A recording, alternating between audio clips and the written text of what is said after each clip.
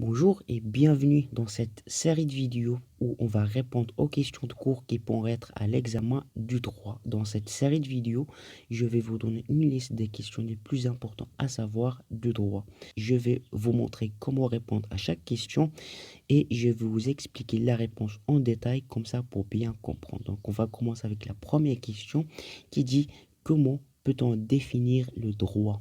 D'accord? Donc, dans cette vidéo, on va voir la définition du droit, la définition que vous allez écrire à l'examen. En même temps, on va voir la signification de cette définition. Comme ça, vous allez comprendre ce que vous allez écrire. Et voilà, au cas où ça vous demande d'expliquer, donc, vous allez comprendre. Avec des exemples, je vais essayer de vous expliquer avec des exemples pour que vous arriviez à bien comprendre. D'accord? Donc, on va commencer. Donc, le droit, donc, tout simplement, est défini comme l'ensemble des règles qui régissent la conduite de l'homme en société et les rapports sociaux, ou de façon plus complète, l'ensemble des règles imposées aux membres d'une société pour que leurs rapports sociaux soient conformes à l'éthique et évitent toute situation de violence et maintenir l'ordre.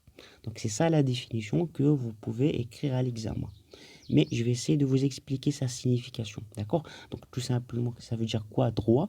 Tout simplement, c'est l'ensemble des règles imposées dans la société pour maintenir l'ordre, pour gérer les rapports sociaux entre les membres de la société, entre les individus et les citoyens. Donc c'est l'ensemble des règles imposées aux citoyens dans une société pour gérer les rapports, pour éviter la violence, les conflits, pour garder l'ordre. D'accord? Donc c'est ça. D'accord? Et ce qu'il faut savoir, c'est que la notion du droit, il y a deux choses à savoir. Il y a le droit subjectif et le droit objectif. Ça veut dire quoi, droit subjectif?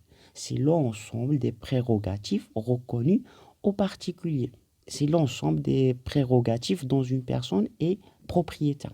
Ça veut dire quoi? Subjectif, ça veut dire quelque chose que chaque citoyen possède. Par exemple, j'ai le droit de s'exprimer, j'ai le droit de vivre, j'ai le droit de la vie, j'ai le droit d'aller à l'école, j'ai le droit de voter. C'est quelque chose que les citoyens qui vivent dans une société possèdent. D'accord? Donc c'est ça le droit subjectif. C'est quelque chose que les particuliers possèdent. C'est le droit de vivre, d'aller à l'école, le droit de voter. Donc c'est ça, droit subjectif. D'accord?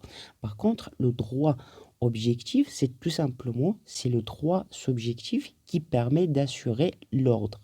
C'est l'ensemble des règles juridiques obligatoires applicables dans un pays. Et c'est ces règles qui permettent l'organisation de la vie des membres qui vivent dans cette société. Donc le droit objectif est composé de l'ensemble des règles imposées aux citoyens qu'il faut respecter. Donc c'est l'ensemble des règles juridiques. Il y a certaines règles qu'il faut respecter, d'accord? Et qui gèrent les rapports entre les individus. Donc c'est ça, droit objectif et droit subjectif, d'accord? Donc pour le droit objectif, il y a deux branches à savoir, d'accord? Donc il y a le droit public et le droit privé. Ça veut dire quoi, droit public? Le droit public, il est composé de l'ensemble, ou bien ça regroupe l'ensemble des dispositions, des règles juridiques qui réglementent d'une part la constitution et le fonctionnement de l'État et l'organisation publique, les administrations publiques entre eux, c'est le droit public qui les gère, ça c'est d'une part, et de l'autre part, les rapports entre l'État, d'accord, le gouvernement, et les particuliers, les individus qui vivent dans la société. Donc c'est le droit public qui gère à la fois, d'une part, les relations entre les administrations entre eux, et entre l'État, les administrations et les particuliers. On peut trouver par exemple droit constitutionnel, droit administratif, droit fiscal, d'accord? Tout ça, on va le voir par la suite. Mais c'est ça l'idée.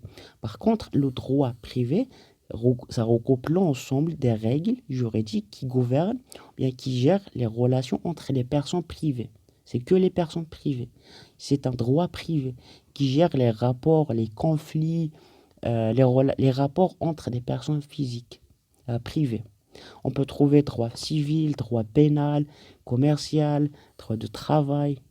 D'accord? Donc c'est ça l'idée. Par la suite, on va voir tout ça en détail. Donc c'est ça ce que que vous comprenez, c'est que le droit public, d'une part, ça gère les rapports entre les États, entre les administrations, et d'une part les relations entre l'administration et les particuliers. Le droit privé, c'est les relations entre les particuliers, les individus. C'est privé, d'accord? Donc, c'est ça en général. J'espère maintenant que vous avez compris un peu comment on peut définir le droit. Donc, c'est ça. Bon, voilà, si vous avez des questions, ou bien vous n'avez pas encore compris une partie du droit, je vous laisserai le lien dans la description de tous les parties que j'ai expliquées jusqu'à maintenant. Et si vous avez encore des difficultés à comprendre la manière dont moi je vous explique en français, le lien dans la description d'une méthode qui vous permet de parler français couramment en seulement 30 jours. Allez, je vous dis bon courage et à la prochaine vidéo.